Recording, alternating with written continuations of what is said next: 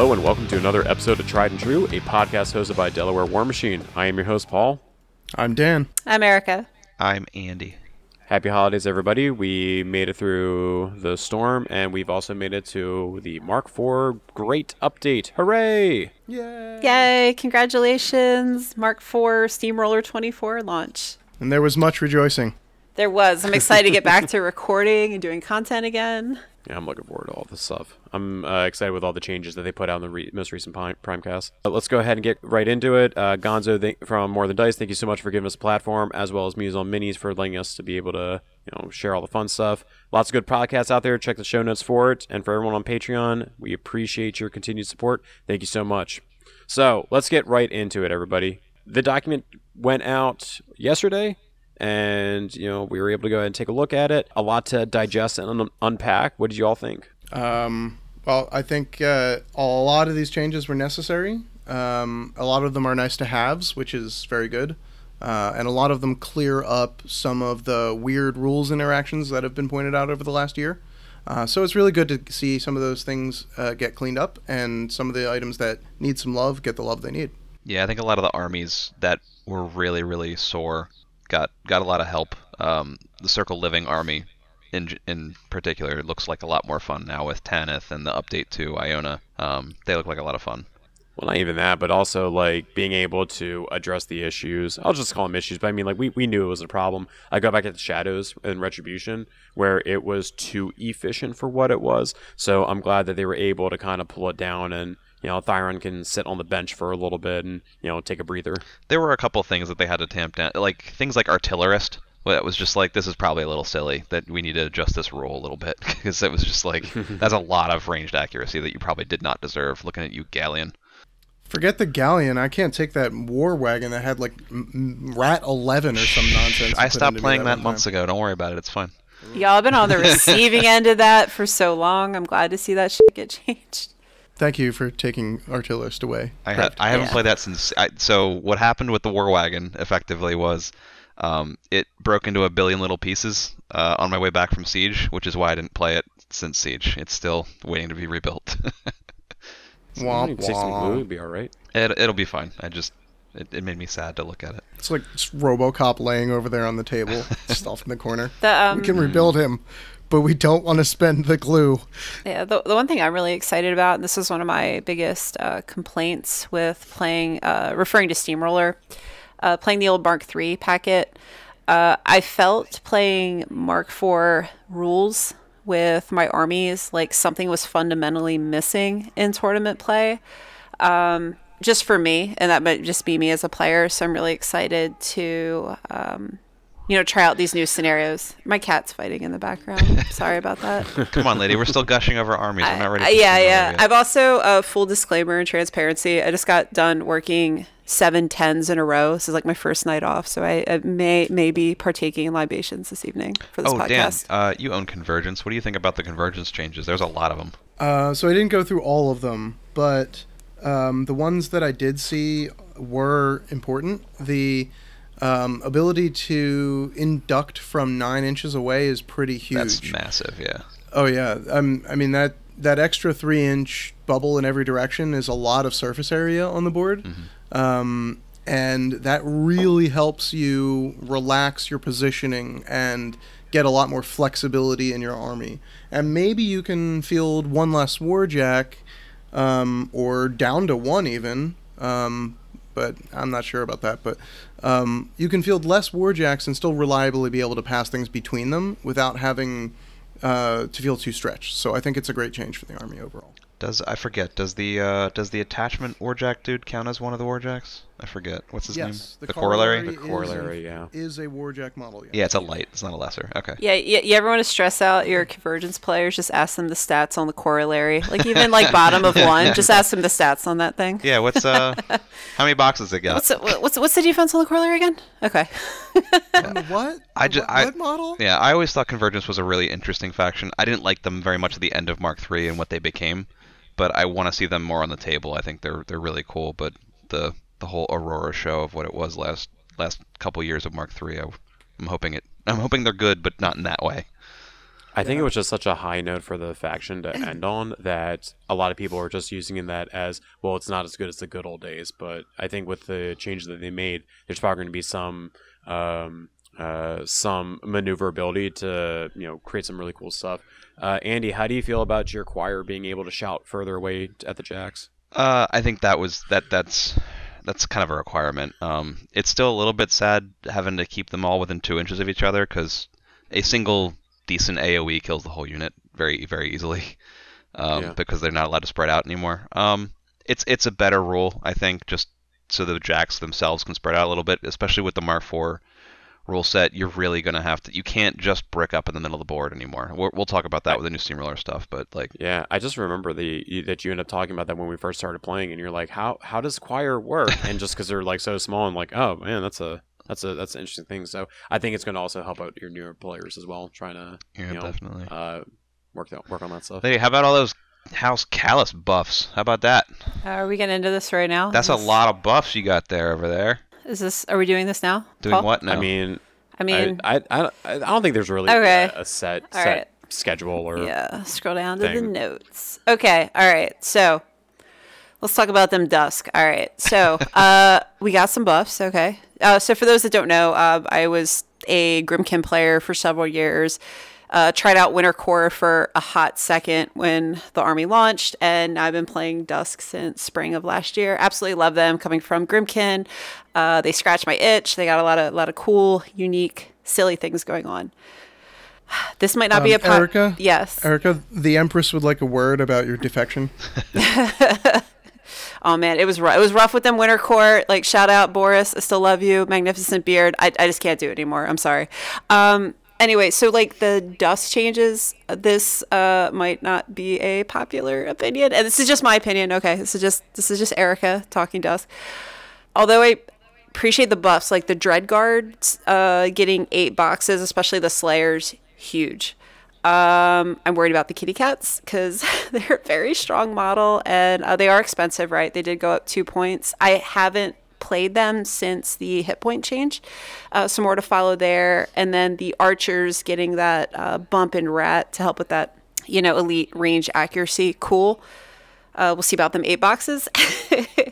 I don't know if the army needed everything it got, to be completely transparent. I think there's a lot of hidden power within that faction that I've kind of been exploring and discovering as I play. I've had about 50 to 60 games with the army now.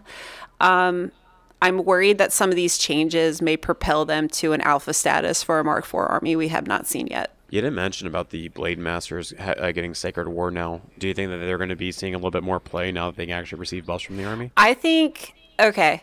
Again, I think they're a great first wave. I thought they were fine. I thought they were great. I've really started to take 2 units of them instead of Guardians in games to act as my Vanguard, and they've been a great delivery piece. I think in the faction, Dust players, we may be sleeping on the Blade Masters, that UA. I love the UA. And I think there's a lot of power that's kind of hidden in there. Like the Eidolon buff to Mat 7. I don't know. Let's see. Oh, and the Ghast. Okay, so I'm probably in like the super minority here. I liked OG Ghast. Okay, I thought he was a cute little jack. I used him a lot to tie up my opponent. Dan and Andy have been on the receiving end. Powerfield's gone. Thank you. Said Ghast. Now we just need to get rid of it off Israfil. He was a little guy, man. He was confused. He didn't know what his role was in this life. That really resonated with me because I feel like the Ghast a lot of the times. So it'll be interesting to play with the Ghast changes. But overall, I guess my summary is I'm looking forward to playing this new Dusk army. I have reservations about what this will do with the greater scene at large. But go Dusk. Sorry, I didn't mean to derail us on that. I guess, Paul, you want to get into your Orgoth stuff? I always want to get into Orgoth stuff. I mean, so I'm very happy with mixed message with the Orgoth. All right, I'm going to go to my notes now and go take a look. All right. The Jackal, the Arc node going to 2? I agree with that because for 1 point that was way too good, and getting little tiny like 5-point jackals that are just like cheap arc nodes. Like it's better than what is it then Crix, which I think was the premier like good cheap arc nodes faction. So I think the fact that they upped it was perfectly fine. Kishtar, I'm happy that she's more efficient individually.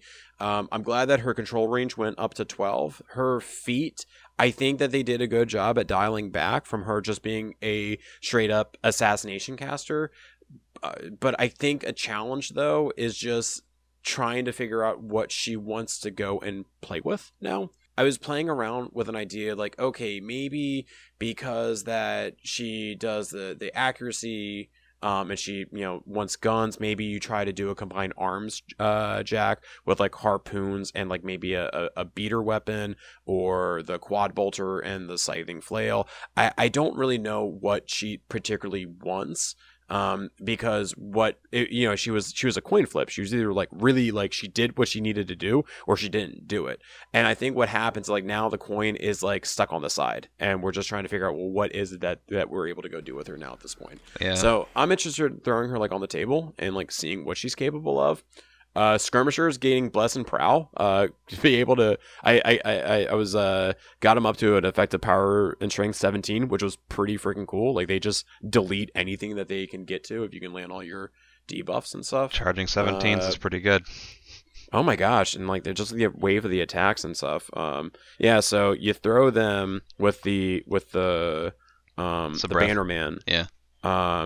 And then you have Sabreth in there, and you just basically up their damage with the Silence of Death and a debuff with a Crippling Grasp. And between that, they'll just melt anything that they touch. And because they have Blessed, like if you have an armor buff, it doesn't matter. So they are phenomenal. It's just trying to get them there, but the Prowl definitely helps them out with that. Yeah, she got Fog of War, right? So they got stealth all the way in. Yeah, and I mean, like, if you want to make an argument, you can probably also take the Cloud Wall spell, Unnatural Darkness.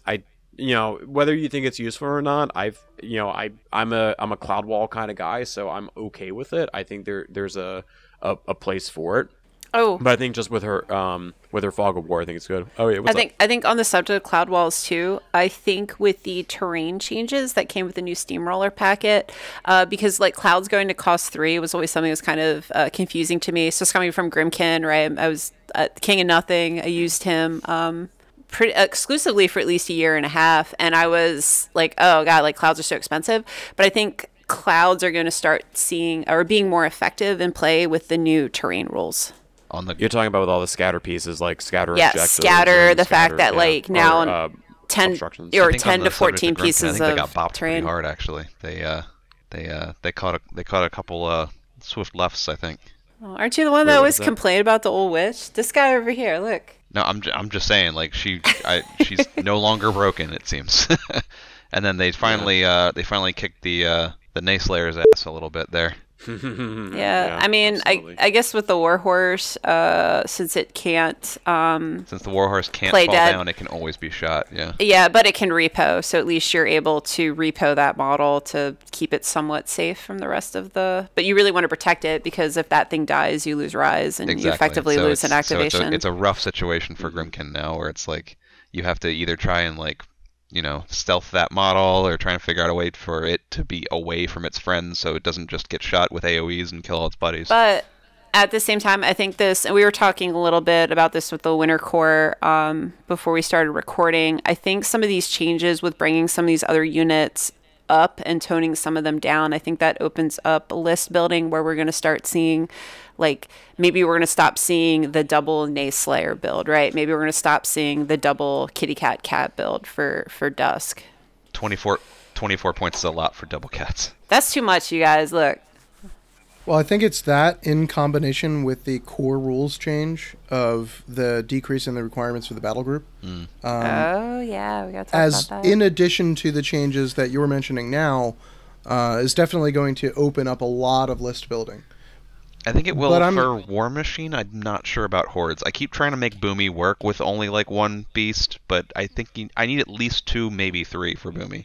Like I don't know if it works. I don't think, even though they have the stipulation that you'll need 1 cohort model, I wrote this down earlier. If you look at the scenarios, I think 4 of the 6 have the 50 mils. so they're going to require the battle group model, like payload and what have you and stuff.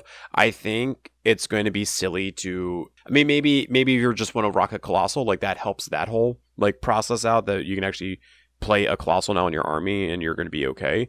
But I can't see not having like just one cohort model becomes the new meta. I don't see that happening. Maybe for a list, but not for like across the board. I agree with you. I think it's important to note that these rules don't just apply to Steamroller and competitive players, but anyone who wants to play in their basement as well. And sometimes people just want to play an army full of infantry and whatever. I just have one warjack. That's all I want right now. What this does do is make juniors viable again, which Yes. I think for a lot of Mark IV, juniors just were not a thing that worked really, just because you had to take 3 warjacks and then their warjack. Yeah, it's even with Magnus, right? Like I have Magnus. Yeah, I've Magnus counts. tried to make him work, but it's with that 20-point cost that was so hard to eat earlier, even with the blimps, right? So 2024, you're gonna hear it now. I'm gonna make Blib Dusket work. Like that's a list that we're gonna drive on with for this year. But I'm excited that it opens up list building to be able to take things like the Magnus, like the blimps. There's definitely more things like room that. for creativity. I think maybe you'll see some skew lists, but I don't think it's going to be that big a change. I don't think. Right. And I think that's the part I'm trying to stress, is that it allows an individual player to express more creativity in list building. And I think that just like every war game ever, the good things will always rise to the top. And we will eventually see this shake out as well. And people will get their opinions in place about what they think is best and how they want to play. But what this does is support their ability to play the game however they like to. And that's important. You can even do something where it's like a narrative scenario where, I don't know, like you want to go do like the Black Tide and be like, let's actually do like the mass infantry with only, your 1 or 2 jacks. Like the actually make it look like the story. Who was the one who actually in suggested lore. only light jacks? Who was the one who said that? That was somebody was saying that, where you do a scenario where you're only allowed to take lights. I don't know. I'm Wasn't not me. sure. I think it was Dave. So here's a question for you guys. Sorry, the cat's distracted me. It's okay. I was like waiting for the question. So one of the things that I found, at least with list building, especially playing with Steamroller 24, is I'm finding that there's more strengths, and I'm having a more, I guess, positive experience / outcome with my army the more diverse my army is. Have you guys found that with how you've been playing, or has it just kind of been all in on your strongest? I spam Marauders. Well, that's different. We're going to get into that later. Okay, that's like its own topic. But I feel like utility is huge right now. Yeah, I have a very narrow platform on which to stand with Winter Core at the moment. So I'm kind of forced to take the same set of tools regardless, I feel like. All of the things that I want to be taking wear multiple hats anyway. Like the Bison doesn't just knock things over, or sorry, not knock things over, but doesn't just annihilate things at ranged. It can slam stuff and charge things very well because it's a cavalry model. So all of the pieces that do the best jobs in the armies that I'm normally running already fall into that category. So in that respect, I haven't really had to change too much yet, but we'll see as I dig deeper. Yeah, I was gonna say I think your cadre is gonna probably get sprinkled into like every single army you build too. I've actually found that most of the lists that I had playing the new scenarios, because they were built in like the Mark III world, not Mark III world, sorry, the Mark III Steamroller packet, I find that they're not as effective as they were. And what I'm hoping for is like some of these models that I never reach for, right? The Barragers, the Strike Reavers. I'm kind of hoping that there might be a world, maybe just like an ideal situation, that I put them somewhere and they just work for this scenario because that's how the scenario elements have been developed, or it's just how it works. 2 big things with the Mark IV scenarios that I've found. Having a backline unit that can just hang back and shoot and score is massive. Being able to get work out of a unit that's still able to sit back and keep that point active, because it's a lot of the time you feel like you're wasting models if you're sitting back there and not doing anything. And the other thing is the objectives on the side of the board. Ambush can be really, really big in Mark IV now. Even if they're not doing a lot, ambush is effective again. I agree. I think it's a staple to put into any one of your scenarios. Like, how many of the scenarios is like there are wide things? There's like at least half of them where like an ambushing model can at least make your. Oh, wait a second. Isn't that thing like in like ambush now work at like bottom of 1 now? Yeah. It's in the core rules section change, I believe, right? I'm gonna go take a look. Advanced deployment ambush. Like the second paragraph reads, change turn to round. Yeah, that's the change. So instead of on the first round, you can't deploy on the first round. Now you can't deploy on the first turn of the game. Gotcha. So Okay. second player's first turn, totally valid. I like the change. I was just making sure it was in it. It's weird. Like where the thing is going now is that I feel like going first is such. I don't see what the benefit of being first now is. I feel like second, you just get so much more opportunities. You still get the same thing going first that you always got. All of the board space you want. Yeah, but now That's you have what to you worry get. about the ambushers. Like now, But being on the receiving end Going of somebody, second ambushing always hurt because you had to wait a long time to get them on the board. I think it's just that when I come down to like always like rolling the die, I feel like I never win the roll, so I never get the outcome that I want like in any scenario. So like I was always getting second when I wanted to be first. I'm always going first when I wanted to be second. But you get to choose table side, Paul. yeah, dude, the time of second is now. As somebody that's been on the receiving side of like going second and just getting run at and not being able to play the game, like I'm okay with that change. Yeah, I was gonna say like there's too many matchups in earlier Mark IV before this update that if you go first and if you have the right sumo push and if you have You're the on right my speed, side of the board. the second player does not get. Like, why are fair you shake. here? I'm glad they're taking a lot of steps to try and address that. I can see the writing on the wall all over the page here. Yeah, So yeah, I don't know whether they've gone too far or not. I haven't played enough of the new scenarios to know whether going second is actually an advantage or not now, because there are a lot of, do we want to talk about scenarios now about like, holy moly, there's a lot of stuff that's like not a mirror image anymore. It's not the same on both sides. I love payload. I love payload so much. It just I haven't played conceptually Payload makes me yet, so happy. but that shit looks fucking wild. We've Push the cart. I feel like out of all the games of payload Andy and I played, we've never been able to pull off the delivering that's the because we payload. Oh, we've both been like, That bug? yeah, we've both been clogging the hell out of that 50 mil. We're like, no, thank you. I've been able to make the stuff explode twice. It's just so funny. Like conceptually, it's such a neat idea, and it's weird, not weird. It's very exciting that they take a narrative aspect to it, to an actual like steamroller. Like this is the competitive format. I just like it. You know what I mean? Like I love the narrative scenarios for what they try to have you go do, where it's like an asymmetric setup. It's just nice where there's a story to what we're actually fighting over. What- I'm super jazzed about that scenario. I can't wait to play it. I like that you score your opponent's objective with your objective, and you explode their objective with your objective. So before we get into like the meat in this, let's just do a quick round the table. What is your favorite of the new scenarios and what is your least favorite? Paul. I already said payload. I like payload. And the other thing with it is like when in college I played so much Team Fortress 2, so like one of the game modes is payload, where you actually push a bomb like on a cart. Cart goes wrong way! No! Just like to see that this was a thing.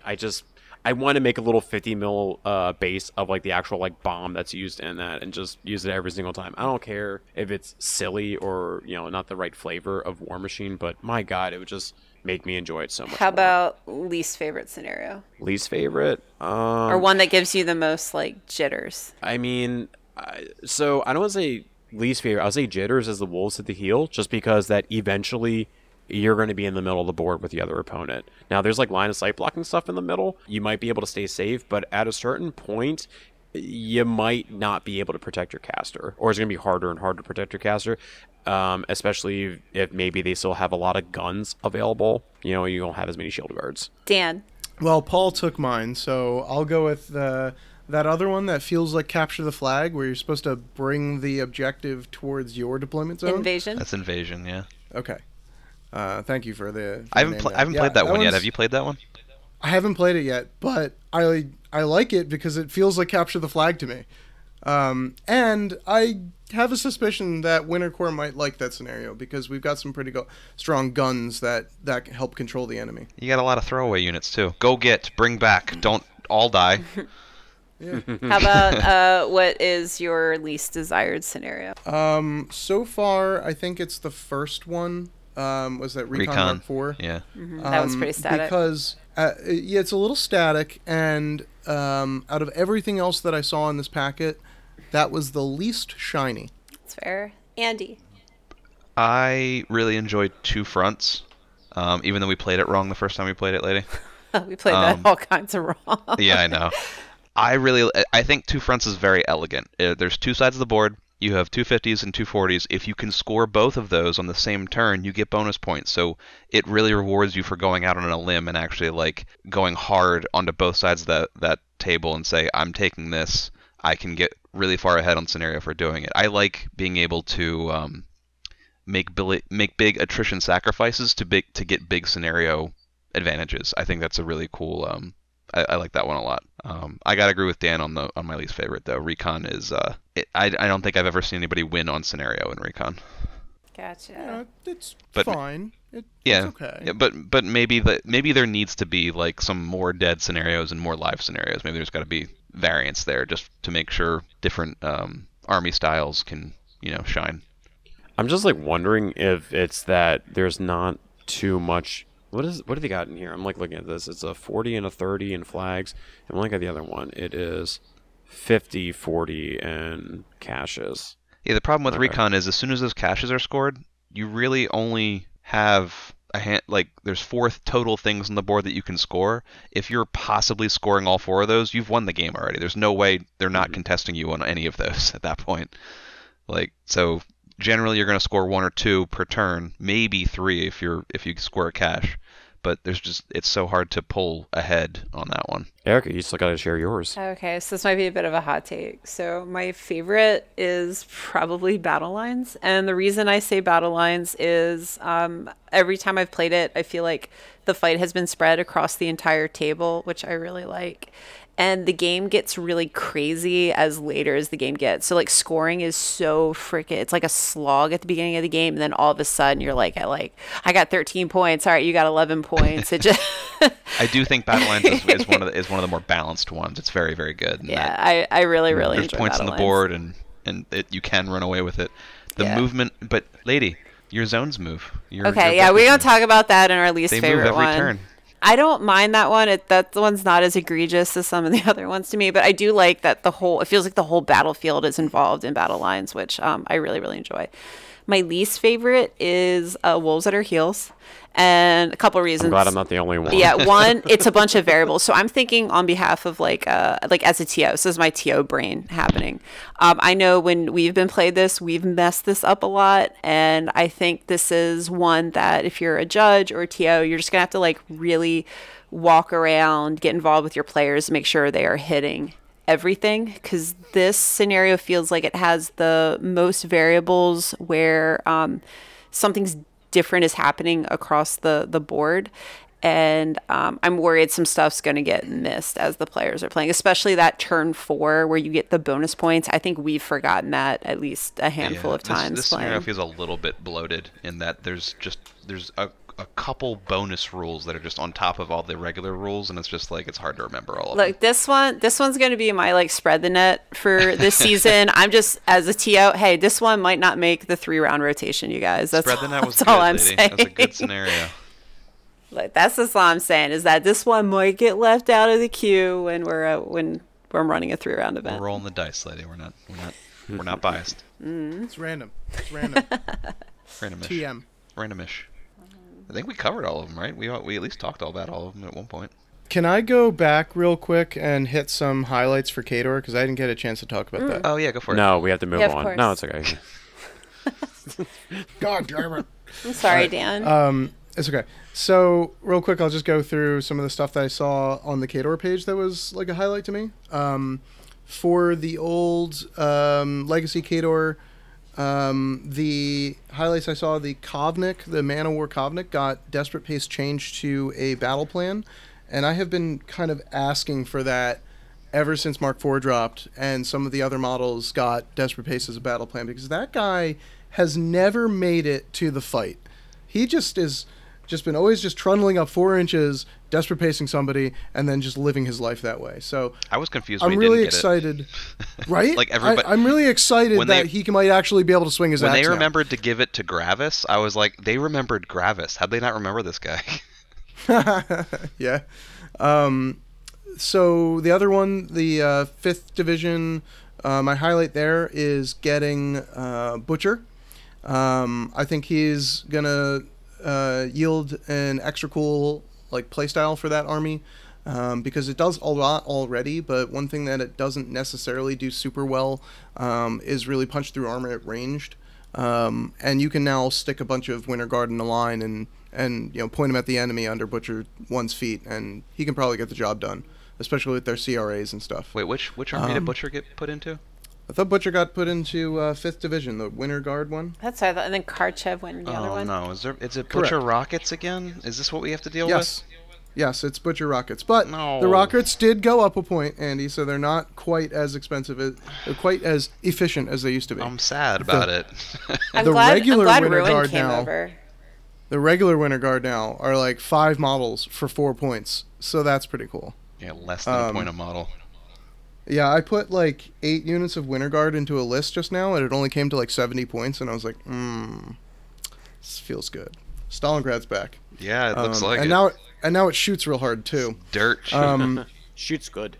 Karchev is like more of the same. I like that he's one of my favorite fluff casters, and I have an excellent conversion for him, so I'm real happy to have him as an option in Prime again.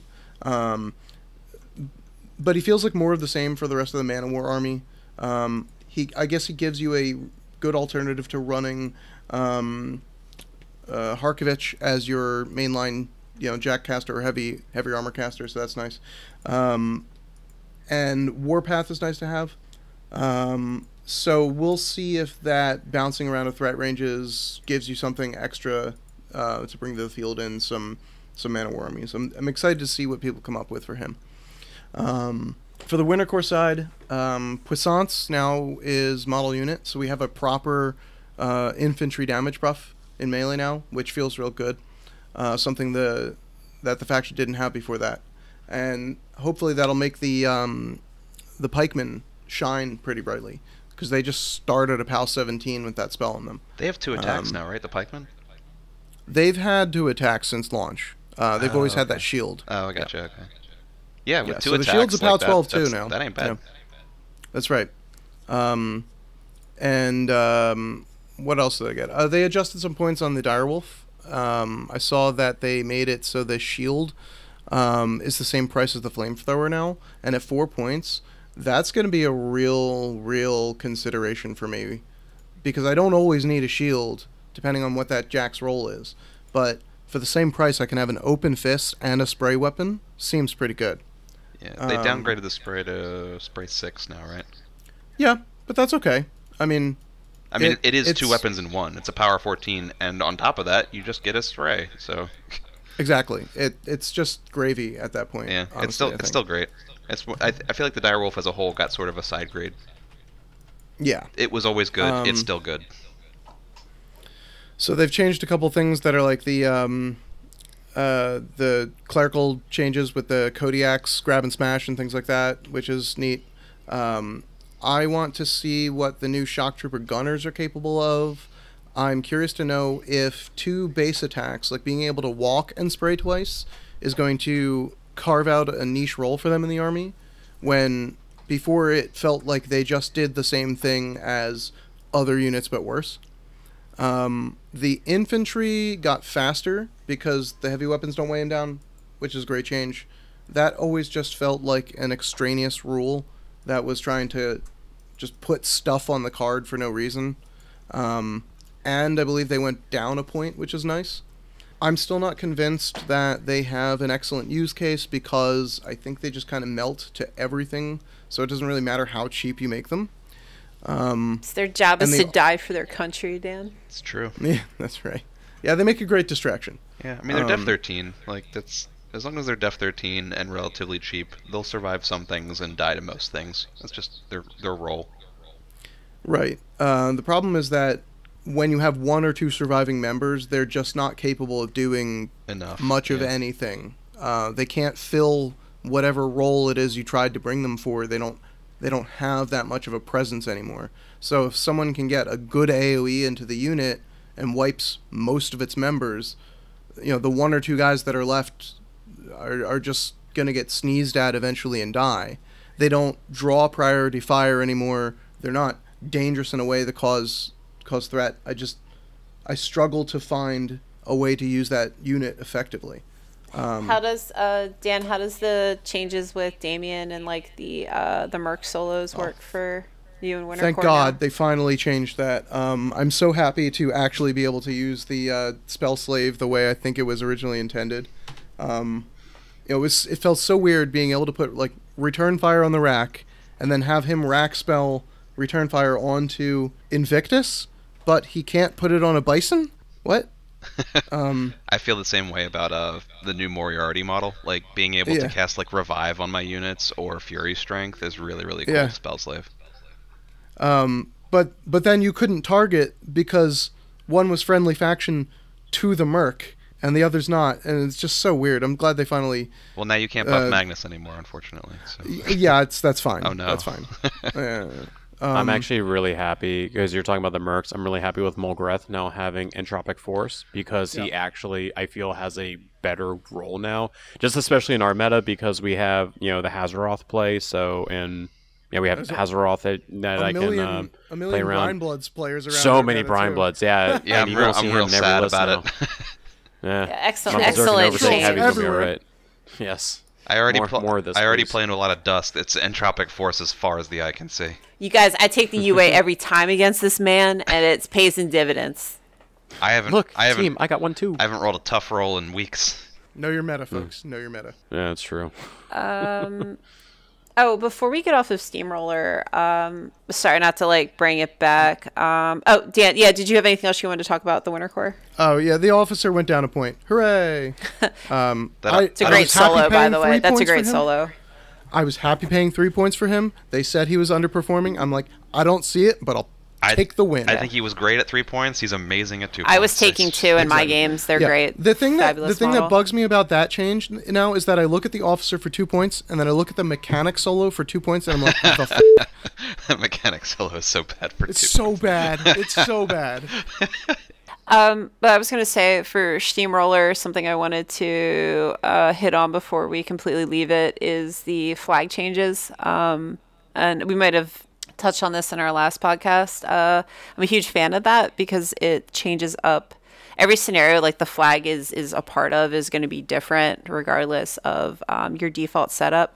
The one thing that came over or didn't get changed with the errata is structures and flagging. So I'm going to use the guard tower, the bunker as an example. So rules is written, if I choose to flag a guard tower, I can't score it or contest it if I'm inside the guard tower. Oh, is that true?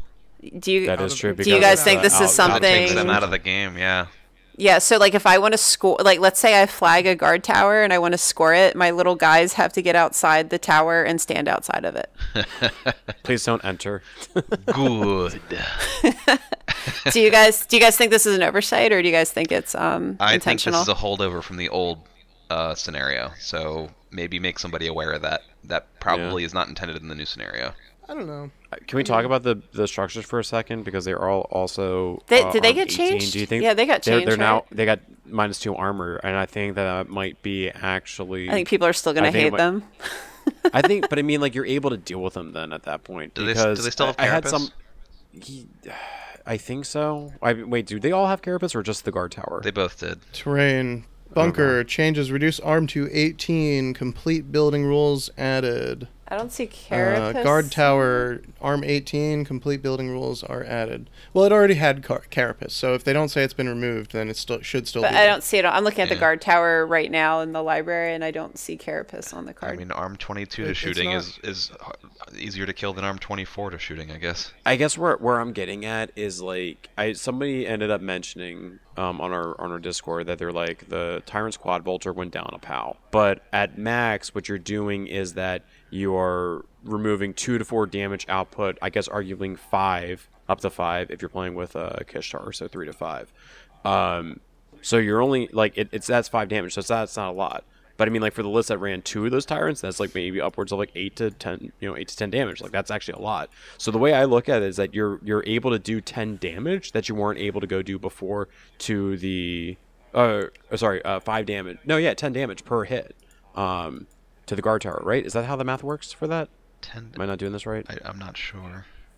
I don't. So sorry, it's I that- so spaced you out are as soon getting- as you started talking. I'm gonna be honest. What you're saying is that the quad bolter now is less efficient at bringing down heavies and or buildings, right?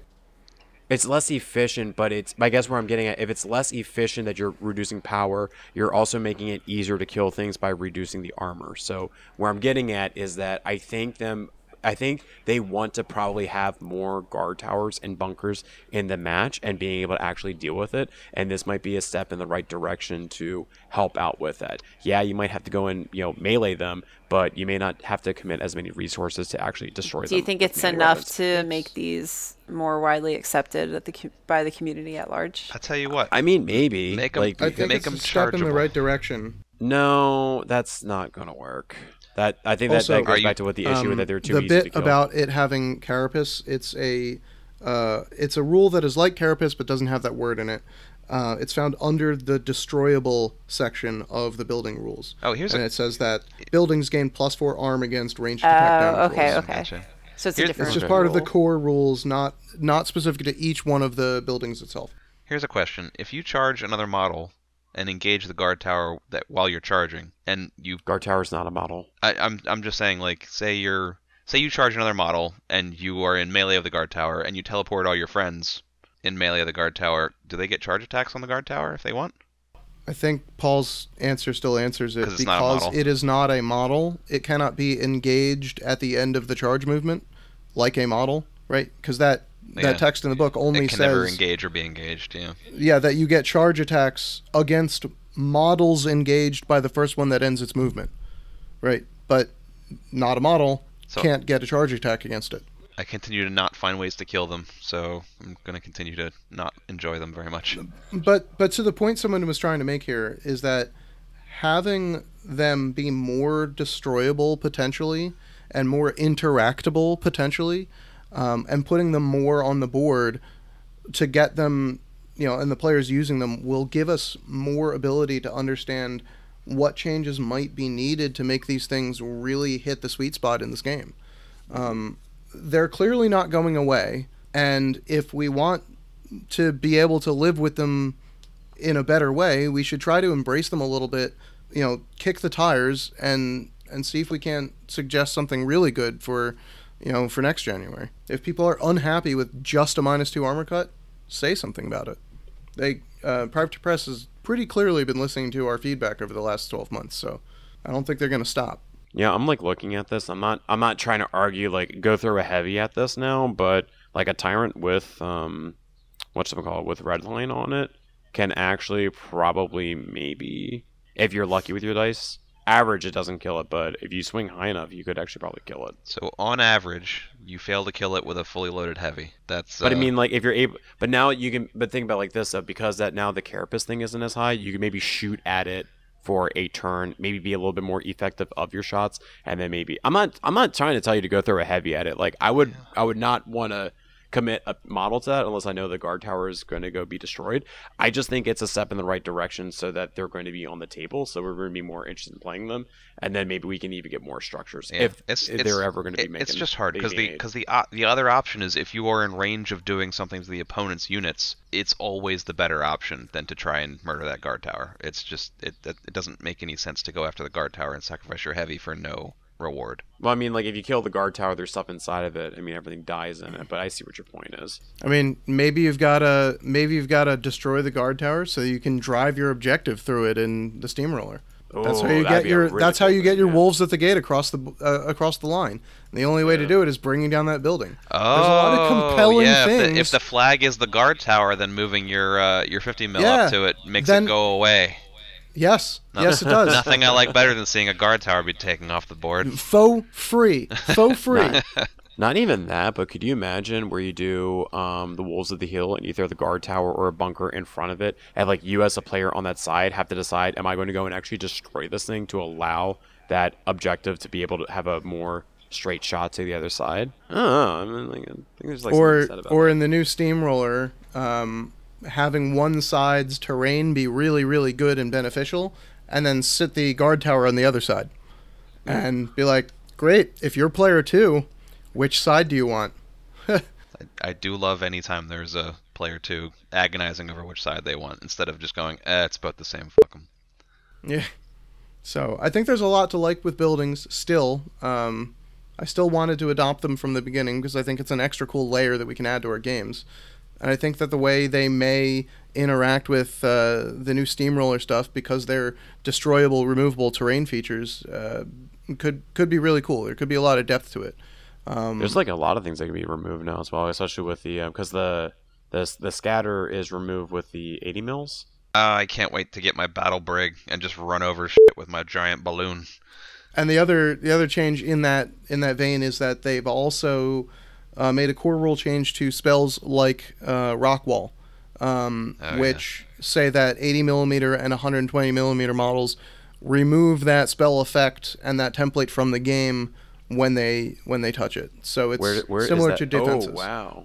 Yeah, if you look at all of the everything that has rock wall got that update. Wow, that is so cool. I glanced over that. I didn't even see. That's pretty cool. Saverin stocks are down. Womp womp. Yeah, it used to be a really, really powerful tool to control where colossals are allowed to be, and now it doesn't have that use case anymore. Which is fine, because with the new scenarios and all of the objective bases that need to be stood upon or can't be stood upon now, there may have been an opportunity, and with defenses as well, there may have been an opportunity for a lot of clutter to be too much clutter. Yeah, I think I agree. Like, with the new scenarios, like, there's so many places you're just not allowed to stand. Being able to screw somebody over with a rock wall on top of it isn't fun. Right, and I think that if they did not add this clause to scatter terrain, that would prohibit scatter terrain from existing in a game of Warmachine, just due to the scale of models and things like that. So I am very happy to see that they've made a nod to that as well. You can't put a bunch of boxes like in this area and expect a thing the size of a CD to sit flat. It's just not going to happen. Yeah, Paul and I played with scatter terrain the other week, and it was fun. Like I was proxying a blimp, and it was cool just to like fly that thing around and destroy statues and stuff. It was just like, I need to land here, so I'm just going to land here. It just also opens up the door for more terrain, because that's my favorite part of this game, is that you can just have prettier looking tables. And go ahead. Yeah, I was going to say on that note too. So for those that may or may not know, our group is running all of the Warmachine events at Nova Open in DC. Tickets go on sale March 1st. But part of the primer we're putting together for that weekend is going to include a terrain primer.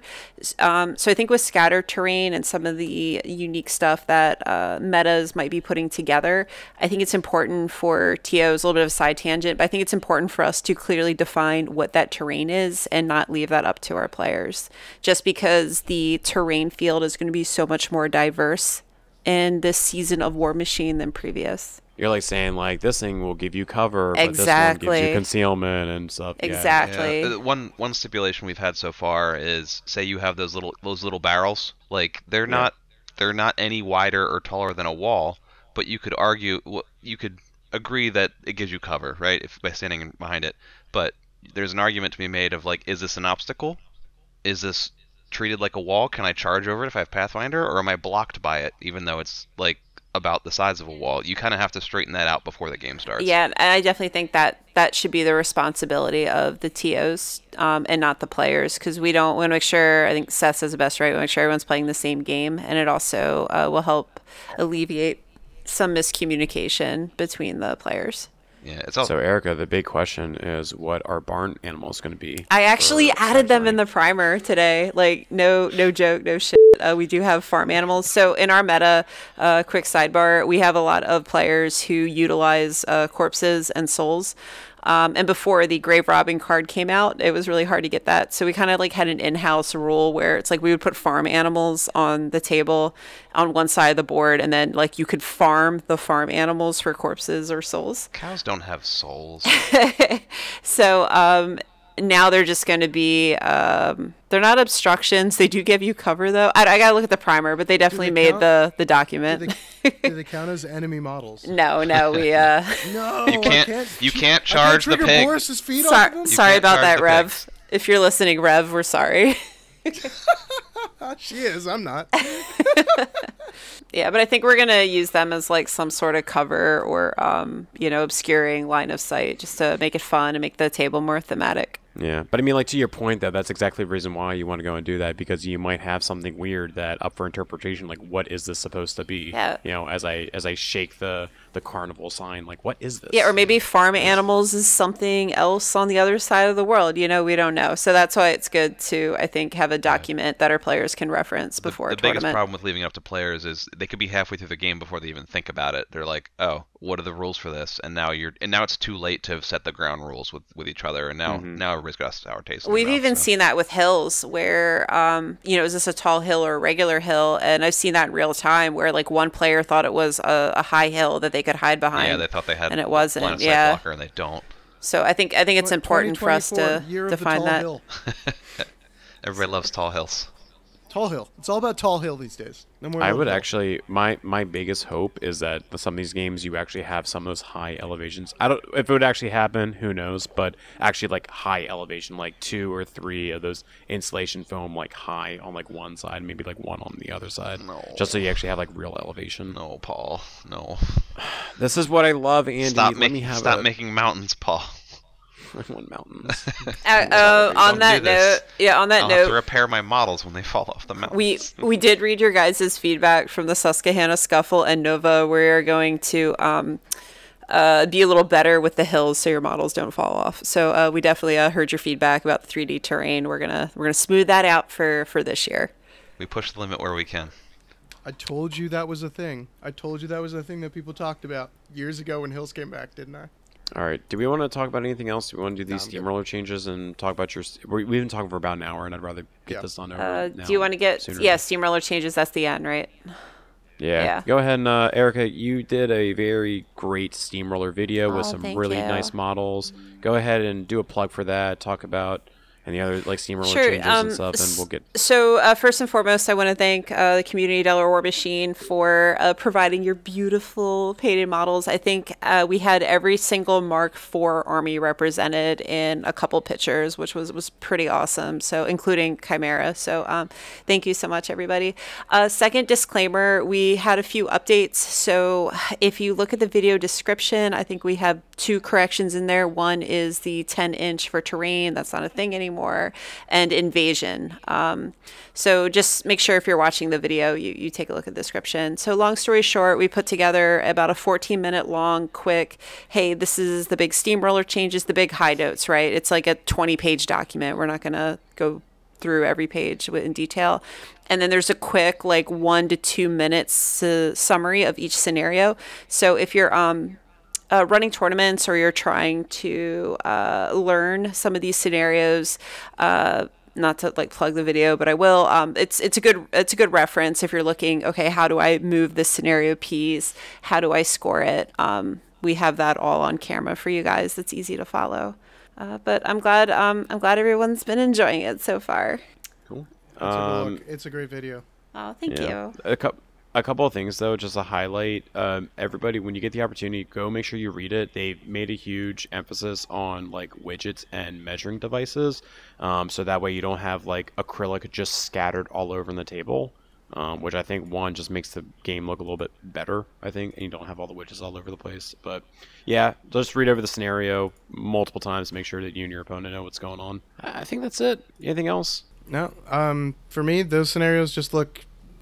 super dynamic, and I am excited for this competitive season. I want to see what shakes out of this packet. As with anything else, when you're competing with a bunch of people, always be respectful of your opponents, and just be there for the spirit of the game and enjoy yourself. Have fun. Yeah, I haven't gotten a lot of games over the holidays, so I'm excited with this new packet to start getting reps in. Captain Con is February 2nd. I'll be up there. We'll have a couple people up there. Rick's coming, Ryan's coming, Pete's coming.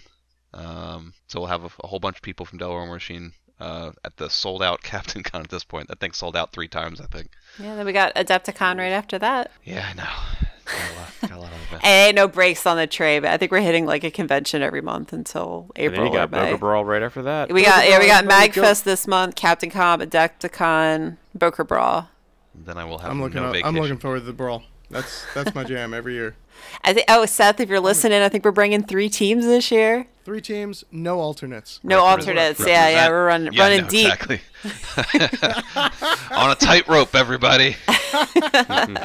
It's never worked before, and it'll never work now. So- it's not going to start. So we'll end up with 2 teams and 4 alternates, of course. We just don't know who that's going to be. Everyone's playing everyone else's army. It's great. I guess I would say is I'm super excited going into this new season of Warmachine battle reports. We're going to start filming again. I think our patrons, you guys voted on a Wolves at our heels, so that's the scenario we're getting. And I think it's going to be Winter Corps versus Rick's Chimera. So Chimera will be premiering on the channel. We're super excited to take a look at his beautiful army. Thanks again for everyone's support. Tickets for Nova go on sale March 1st. If you guys are thinking of coming, please pick up your tickets early. That is going to be the big thing that's going to either gain us or lose us tables. So Buy tickets, yeah, please. yeah. To everything, not just our event too. Like if you guys are going to like Broker Brawl, Warfare Weekend, I think Adepticon's almost pretty much sold out at this point. Get your tickets early. Events are filling up, and that's the only way we can get more tables for you guys. I got nothing else to say. Yeah. Everybody, thank you so much for listening. Literally, I have like nothing. I just want to go to bed now at this point. So. I love you, Paul. Yeah. I love you, War Machine Dad. It's the right time for bed. Let's do this. I know. All right. Hey, from everyone that was listening to the whole entire episode, thank you so much for your time. Appreciate it as always. And we will catch you on the next one. Take care, everybody. Bye, everybody. Bye, everybody. Bye.